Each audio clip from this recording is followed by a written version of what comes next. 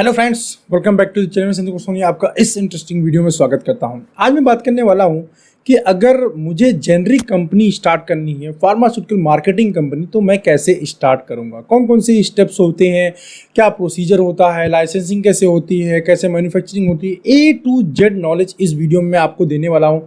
Means इस video में आपको इन डेप्थ नॉलेज मिलेगा अगर आप इंटरेस्टेड हैं जेनरिक कंपनी की मार्केटिंग करने के लिए। तो ठीक है, थोड़ा सा मैं जेनरिक का स्कोप बता देता हूं। फ्रेंड देखिए, जैसे जैसे अभी एजुकेशन लेवल बढ़ता जा रहा है ड्यू टू इंटरनेट स्पेशली जो है, जैसे जैसे एजुकेशन बढ़ेगा ना वैसे वैसे जेनरिक मेडिसिन की सेल भी बढ़ेगी, ये मान के चलिए। और कोविड जो अभी आया हुआ था इसने और प्रूव कर दिया, सेल्फ मेडिकेशन इंक्रीज करके। सेल्फ मेडिकेशन में भी जो मेडिकल स्टोर होता है मोस्ट ऑफ द केसेस में जेनरिक मेडिसिन को पुश करने की कोशिश करता है, क्योंकि वहाँ पे केमिस्ट का मार्जिन एक्स्ट्रा होता है। ओवरऑल जेनरिक मेडिसिन की अगर मार्केट साइज की बात करें तो मैं यहाँ पे जेनरिक मेडिसिन के ऊपर क्यों वीडियो बना रहा हूँ, इसका बहुत बड़ा रीज़न ये है कि आजकल अगर हम देखें इन जनरल जो है तो मोस्ट ऑफ द जो लोग स्टार्टअप्स आ रहे हैं ना वो एथिकल के अंदर आ रहे हैं। और एथिकल के अंदर इतना टफ कंपटीशन हो गया है कि रेट हमें ना वही जेनरिक वाले देने पड़ते हैं। मतलब आज के जो कस्टमर की नीड है वो चाहता तो ये है कि मुझे जेनरिक के रेट में मुझे मेडिसिन मिल जाए और मैं अपना एथिकल या बार अच्छे रेट पे सेल करूं। ऐसे कंडीशन में क्या होता है, क्योंकि अगर हम कोई भी एथिकल कंपनी स्टार्ट करते हैं उस कंडीशन के अंदर मार्केटिंग कॉस्ट जो है बहुत इंक्रीज होता है। तो यहाँ पे हम लोग बात करेंगे जेनरिक की। तो जेनरिक मार्केटिंग कंपनी कैसे स्टार्ट किया जाए, राइट। तो generic, because of that reason मैं जेनरिक के ऊपर यहाँ पे बात कर रहा हूँ कि अगर आप फार्मा स्टार्टअप करने का सोच रहे हैं तो जेनरिक कंपनी खोलना, जेनरिक फार्मा मार्केटिंग कंपनी खोलना आपके लिए एक बहुत अच्छा ऑप्शन हो सकता है। तो जेनरिक अगर मुझे ओपन करना है कंपनी तो मैं फर्स्ट स्टेप क्या लूँगा, ठीक है। देखिए, सबसे पहला है वो है बिजनेस मॉडल का। अगर आप जेनरिक कंपनी ओपन करना चाह रहे हैं तो आप अलग क्या करेंगे, मैं आपको कुछ एग्जांपल यहाँ देता हूँ कुछ कंपनीज के जिन्होंने बहुत अच्छा परफॉर्म किया है।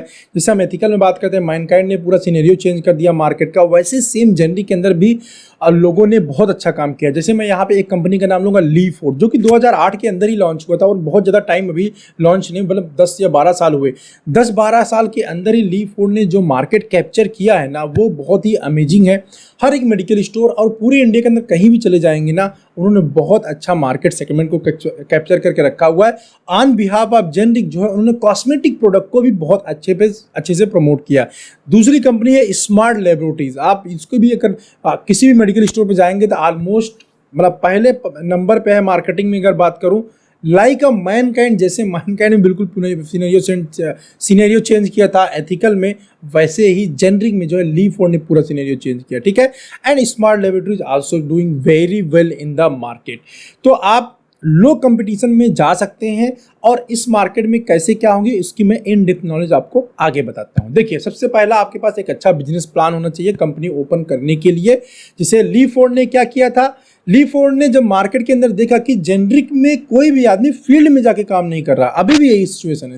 जेनरिक कंपनी जितनी भी होती हैं, जितनी बड़ी बड़ी कंपनीज का आप नाम लेंगे, सिप्ला है, जाइडस है, एल्केम है, अरिस्टो है, ग्लेनमार्क है, एल्डर, जितनी भी बड़ी बड़ी कंपनीज को आप देखेंगे ना, इनके मोस्ट ऑफ द केसेस में जो मेडिकल रैप्स होते हैं ना, ऐसा नहीं है कि जेनरिक कंपनी मेडिकल रैप्स नहीं होते हैं, बट एरिया बहुत बड़ा होता है। तो वो लोग जाकर ना फील्ड में बहुत वर्क नहीं करती हैं, फील्ड में एग्रेसिव नहीं है, अंडरस्टैंड अभी भी। तो ली4 ने यहाँ पे एक गैप फाइंड आउट किया कि क्यों ना जेनरिक को जो है एक एथिकल ब्रांड की तरह प्रमोट किया ना, ब्रांड जेनरिक ही रहेगा बट क्यों ना ग्राउंड पे काम किया जाए, फील्ड में काम किया जाए, क्योंकि काम कोई नहीं कर रहा। अगर मैं काम करूंगा तो मुझे बिजनेस वहां से आने के चांसेस कई गुना ज्यादा है, क्योंकि जेनरिक जो मेडिसिन पुशअप होता है मार्केट के अंदर वो पुशअप होता है मेडिकल स्टोर के थ्रू। तो यही गैप को फाइंड आउट किया और उसी को फिल कर दिया। ली4 एक ऐसी कंपनी है जो जेनरिक का भी बहुत अच्छे तरीके से मार्केट करती है, केमिस्ट पास जाती है, अपनी स्कीम बताती है। और जनरल केसेस में क्या होता है कि जेनरिक कंपनी का जो स्कीम होता है ना वो होलसेलर के ऊपर डिपेंड करता है। होलसेलर ने आगे दिया, अपने हिसाब से कस्टमर को सेट किया, दिया आगे मेडिकल स्टोर को तो पाया, नहीं तो नहीं दिया, नहीं मिला उसको, जो है पता नहीं होता ओरिजिनल कंपनी से क्या आ रहा है स्कीम। बट ली4 ने ऐसा नहीं किया। ली4 ने अपने फील्ड फोर्स को फील्ड में डाला और फील्ड में जाके उन्होंने काम किया। उन्होंने जो आरएमपी डॉक्टर्स थे उनके साथ में काम किया, एज वेल एज उन्होंने मेडिकल स्टोर के ऊपर बहुत ही स्ट्रांगली काम किया और कंपनी के जो भी डील, डिस्काउंट, जो भी स्कीम था डायरेक्टली केमिस्ट को पुश किया, क्योंकि जेनरिक मार्केट जो है केमिस्ट थ्रू ही पुश होता है। तो आप चाहो तो आप भी ऐसा कर सकते हो। फिलहाल लो कंपटीशन एरिया है फिलहाल in comparison to the ethical marketing.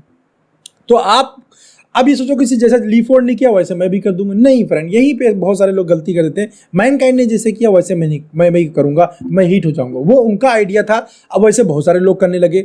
अब जब आप बिजनेस की बात करते हैं, कंपनी ओपन करने की बात आते हैं, तो सबसे पहला होता है आपका पर्पज क्या है कंपनी ओपन करने का, आपका गोल क्या है, आप क्या करना चाहते हैं कंपनी ओपन करके, क्यों कंपनी ओपन करना चाहते हैं और कौन सी प्रॉब्लम को सॉर्ट आउट करना चाहते हैं। ये आपको बहुत ना सोचना पड़ेगा, समझना पड़ेगा, मार्केट को थोड़ा ऑब्जर्व करना पड़ेगा, वहां से एक गैप फाइंड आउट करना पड़ेगा। अंडरस्टैंड? तो पहला स्टेप यही है। अगर आप कंपनी ओपन करना चाहते हैं, चाहे जेनरिक कंपनी या कोई और कंपनी, बट जेनरिक कंपनी में जेनरिक मेडिसिन लाना चाहते हैं, तो आप क्या अलग करने वाले हैं, मार्केट के कौन से गैप को आप फिलअप करने हैं वाले हैं, ये आपको सोचना पड़ेगा। और ये आता है आपके मार्केट रिसर्च से। जब तक आप मार्केट रिसर्च नहीं करेंगे, जब तक ऑब्जर्वेशन नहीं करेंगे, तब तक आपको ये चीज़ नहीं मिलने वाला है।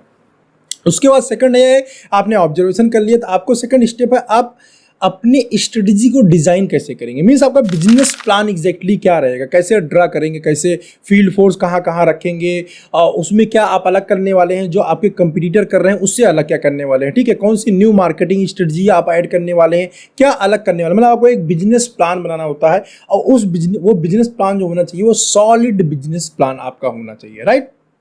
इसके बाद थर्ड स्टेप आता है आपका कंपनी का रजिस्ट्रेशन।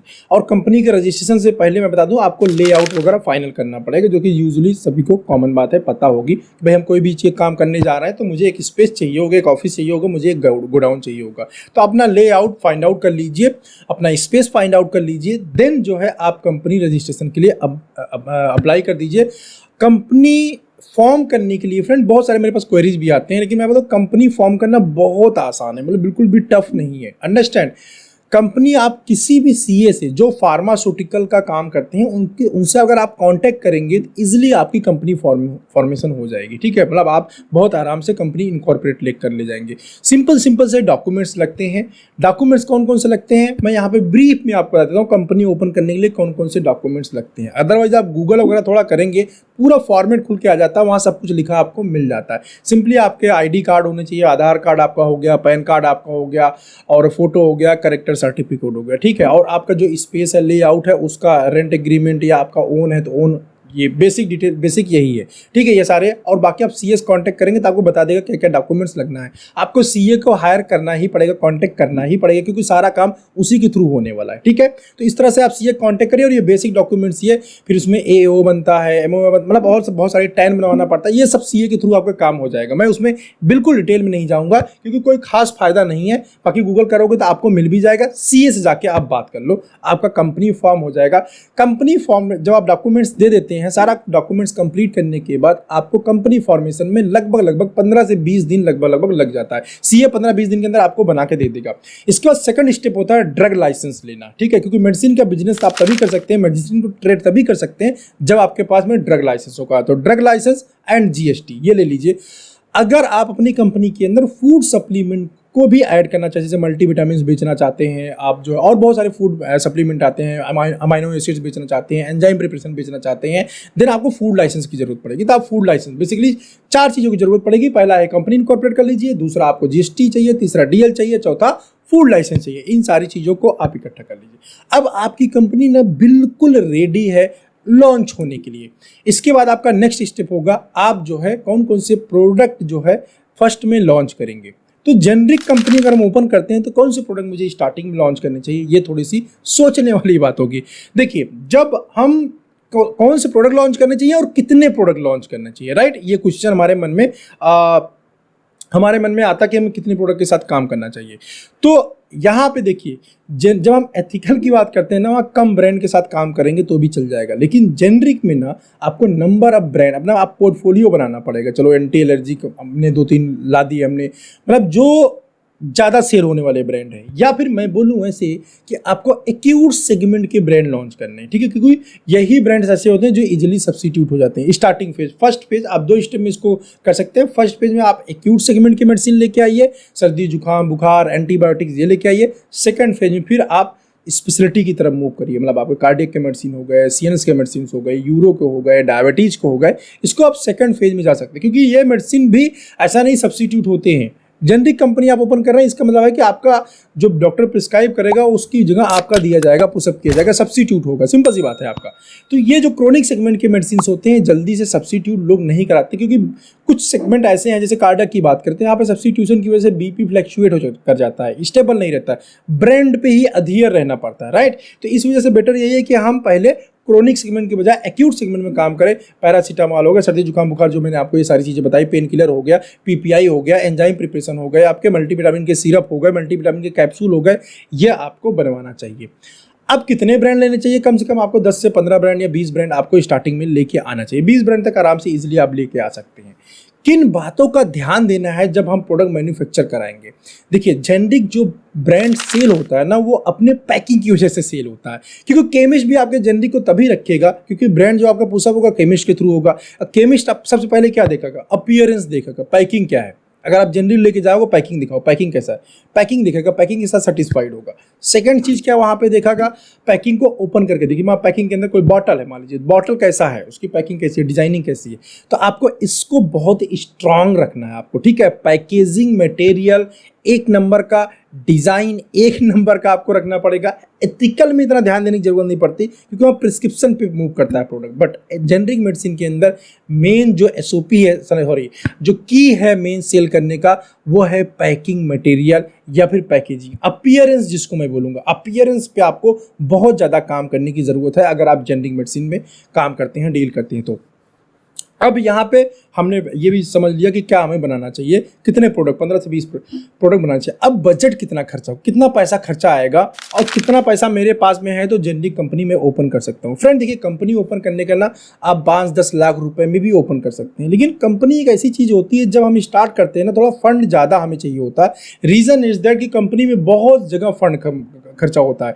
अब ऐसा नहीं है कि सिर्फ मैन्युफैक्चरिंग कराने जाएंगे तो वहीं बैच में पैसा खर्चा होगा, बैच बनाने में। बात ये, इसके लिए ऑफिस एक्सपेंसेस होते हैं, जो फील्ड फोर्स रखेंगे उसके एक्सपेंसेस होते हैं, प्लस मार्केटिंग का अपना खर्चा होता है। इस तरह बहुत सारा, अभी क्या क्या खर्चा कैसे कैसे होता है, अगर आपको ज़्यादा जानना है, इन डेप्थ नॉलेज लेना है, बजटिंग कैसे होता है, इसके लिए आप मेरे साथ ना एक जूम कंसल्टेशन कॉल बुक कर सकते हैं।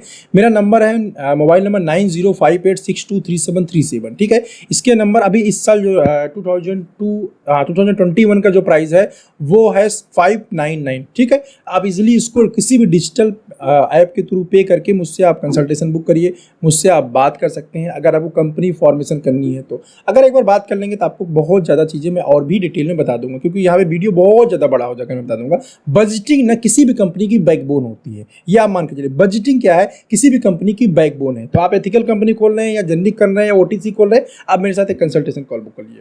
तो आपका बजटिंग कम से कम, मैं ये मान के चलो, जेनरिक अगर ओपन कर रहे हैं तो कम से कम नहीं तो 15 से 20 लाख रुपए ओपन करने को, 5 लाख में अगर ओपन करना चाहते हो तो ओपन हो जाएगा, ऐसा नहीं कि ओपन नहीं होगा, ठीक है। बहुत सिंक होकर बहुत लिमिटेशन के साथ काम करना पड़ेगा, लेकिन एक अच्छा फंड अगर मैं बोलूं तो कम से कम 20 लाख रुपए का आपके पास फंड होना चाहिए कंपनी को रन करने के लिए।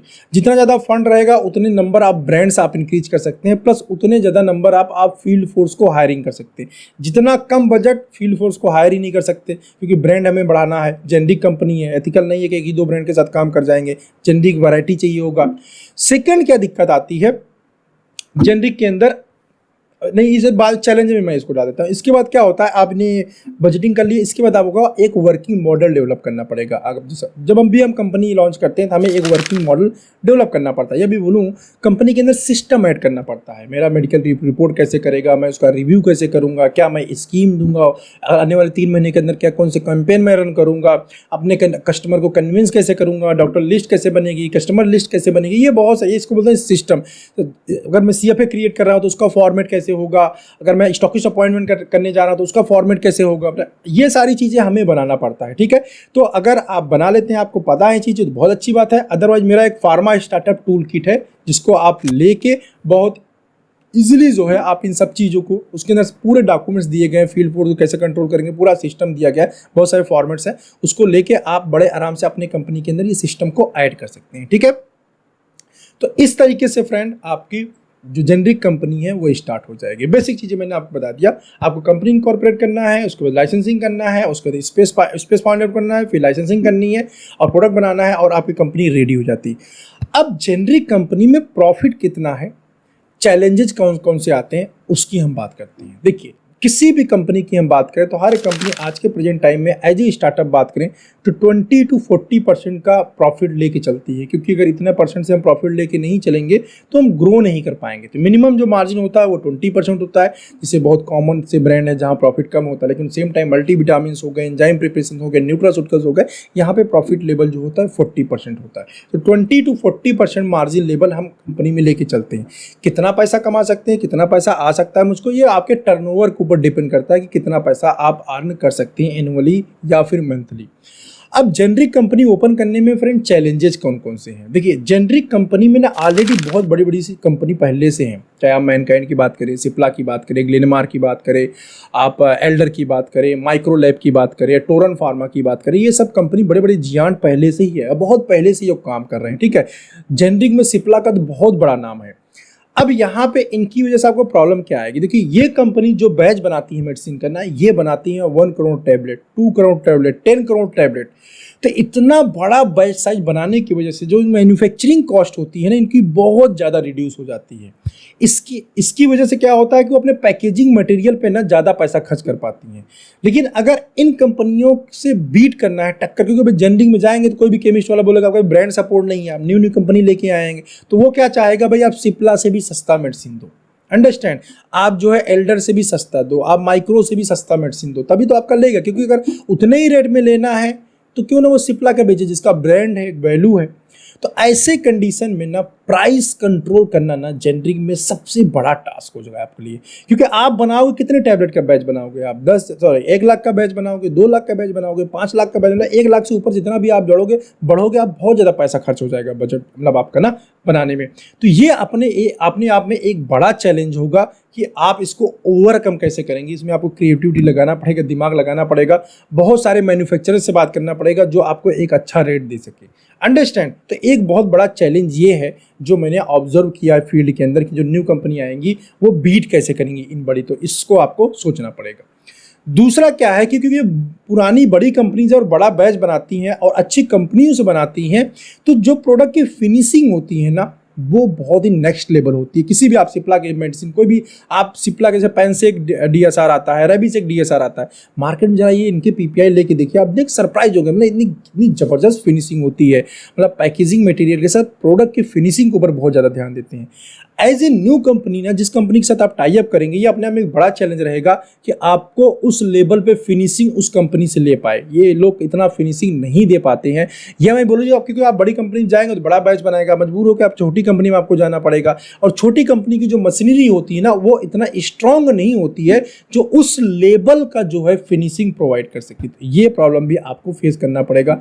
अब ये मैं प्रॉब्लम बता रहा हूँ, आप पूछोगे सर सोल्यूशन नहीं बताया। सोल्यूशन यही है डियर कि इसको फाइंड आउट करने पड़ेंगे, आपको सर्च करने पड़ेंगे, बहुत सारे मैन्युफैक्चरर से बात करनी पड़ेंगे। ऐसा नहीं मैं नहीं कह रहा हूं कि जो कुछ चैलेंजेस बता रहा हूं उसके सोल्यूशन नहीं, सोल्यूशन है, सोल्यूशन हमेशा होता है, इसका भी है, बट आपको इसके लिए ना मेहनत करना पड़ेगा, अंडरस्टैंड। इसके अलावा कौन से आपकी प्रॉब्लम फेस करनी पड़ेंगी, चैलेंज, वैरायटी मेंटेन करनी की। अभी सिप्ला का क्या पूरी वैरायटी आती है, ब्रांड वैल्यू है, बहुत सारे सिप्ला के ब्रांड ऐसे हैं जो बिल्कुल एथिकल की तरह बिकते हैं, आपको पता भी नहीं होगा कि आप जो जैसे सिप्लाडीन ही है, सिप्लाडीन को बहुत ही कम लोग जानते हैं कि वो जो जेनरिक है, अंडरस्टैंड। ओमनीजेल आता है, ओमनीजेल को बहुत ही कम लोग हैं जिसको मालूम है कि ओमनीजेल जेनरिक प्रोडक्ट है सिप्ला का। सेम रेबीसेक डीएसआर है, सेम ऐसे जो है आपका पेनसेक डीएसआर है, सेम ऐसा उनका एजिथ्रोमाइसिन है। तो सिप्ला के बहुत सारे प्रोडक्ट्स ऐसे हैं जिसको आप जानते ही नहीं होंगे। अगर आपको केमिस्ट ना बताए कि ये जेनरिक है तो आप जानते हैं, आप नॉर्मल पता चला खरीद भी रहे होंगे और आपको पता भी नहीं कि ये जेनरिक प्रोडक्ट आप खरीदते हैं, अंडरस्टैंड, क्योंकि उसकी पैकेजिंग, उसकी फिनिशिंग, ये सब चीज़ें हैं। तो वैरायटी पूरा मेंटेन कर रखा था। एज ए न्यू भी आपको वैरायटी मेंटेन करना भी अपने आप में टफ हो जाएगा। इसके अलावा जो टफ जाएगा वो है, क्योंकि बैच साइज आप नहीं बना पाएंगे, रेट दे पाना, उनके रेट को कंपीट कर पाना, ये अपने आप में एक जो है टफ जाएगा, ठीक है। एंड जो थोड़ा सा डिस्ट्रीब्यूशन या चैनल पार्टनर के साथ प्रॉब्लम आता है कि इजीली जो है आपको प्रोडक्ट को नहीं रखते हैं या ऑथराइज डीलरशिप नहीं लेते हैं। लेकिन ये बहुत बड़ी प्रॉब्लम नहीं है, क्योंकि बहुत सारे डीलर भी मार्केट के अंदर आ रहे हैं। अगर उनके थ्रू आप कांटेक्ट करते हैं तो वहाँ पे जो है आपको मिल जाएंगे।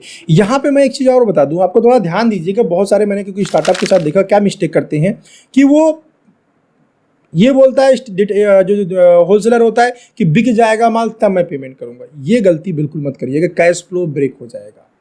अंडरस्टैंड, बिल्कुल गलती मत करिएगा, कैश फ्लो ब्रेक हो जाएगा, कंपनी ड्राई हो जाएगी, कैश ड्राई हो जाएगी, आप टाइम पे बेस्ट मैन्युफैक्चर नहीं करा पाएंगे, आप कैंपेन नहीं रन कर पाएंगे, एम्प्लॉय को सैलरी नहीं दे पाएंगे।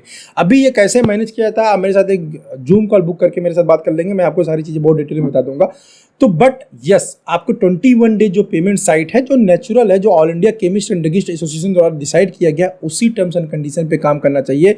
आप उसी को अथोराइज डीलर अपना बनाइए, जो आपको 21 डेज में मींस अगेंस्ट पीडीसी मतलब चेक लेके ही बिल करना है प्रोडक्ट को, और 21 डेज में पेमेंट लेना। बहुत ज़्यादा देना है तो 25 डेज का या फिर 30 डेज का पेमेंट साइट दे सकते हैं। और फर्स्ट जब आप बिलिंग होती है फर्स्ट टाइम, उसमें 45 डेज का साइट होता है, चाहो तो आप उसको बढ़ा के 60 डेज का पेमेंट साइट दे सकते हो, बस ध्यान रहे।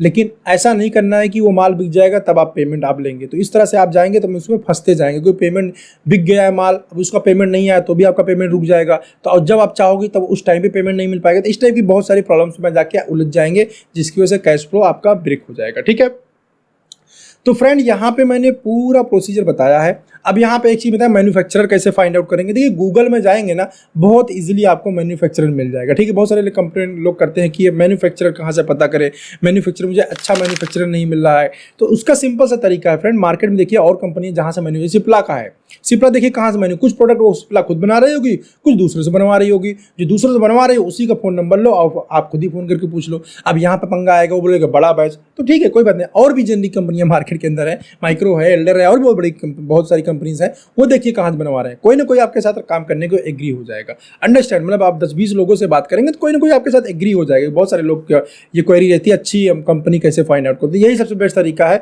अच्छी कंपनी फाइंड आउट करने का। बाकी गूगल के थ्रू मैन्युफैक्चरिंग सर्च करने जाएंगे तो वहाँ बहुत सारी चीज़ें आपको चेक करनी पड़ेंगी। उसके लाइसेंसिंग पार्ट को चेक करना पड़ेगा, उसके नीट एंड क्लीन है कि नहीं, जीएमपी सर्टिफाइड है कि नहीं, ये सब चीज़ें आपको देखना पड़ेगा। और जब भी ऑर्डर आप देंगे मेडिसिन का, आप उससे उसका क्यूसी रिपोर्ट मंगा लिए या ऐसे रिपोर्ट मंगा लिए। ऐसे रिपोर्ट बोलते हैं जब कोई भी मेडिसिन बनती है तो वो उसका परसेंटेज ऑफ प्योरिटी कितना है, डिजोल्यूशन कितना, मतलब उसकी पूरी रिपोर्ट, किसी भी मेडिसिन की रिपोर्ट को ऐसे बोलते हैं। ठीक है, ऐसे रिपोर्ट या क्यूसी रिपोर्ट। तो क्यूसी रिपोर्ट मंगा लीजिए कि जब भी आप मेरा प्रोडक्ट मैन्युफैक्चरिंग करेंगे उस क्यूसी रिपोर्ट मुझे चाहिए होगा।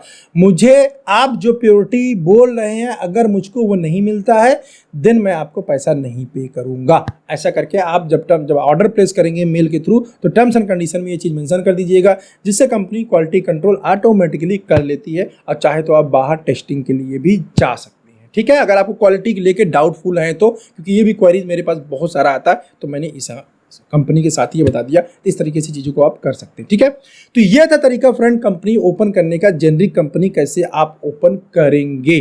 ठीक है, पूरा कंप्लीट प्रोसेस मैंने बता दिया। इसके बावजूद भी अगर आपको कोई डाउट लगता है तो यहाँ नीचे कमेंट करके इसी वीडियो में पूछ सकते हैं, या फिर मेरे साथ एक जूम कॉल बुक करके इन डिटेल मेरे साथ आप बातचीत कर सकते हैं कंपनी ओपनिंग से रिलेटेड, अगर कोई भी डाउट आपका रहता है।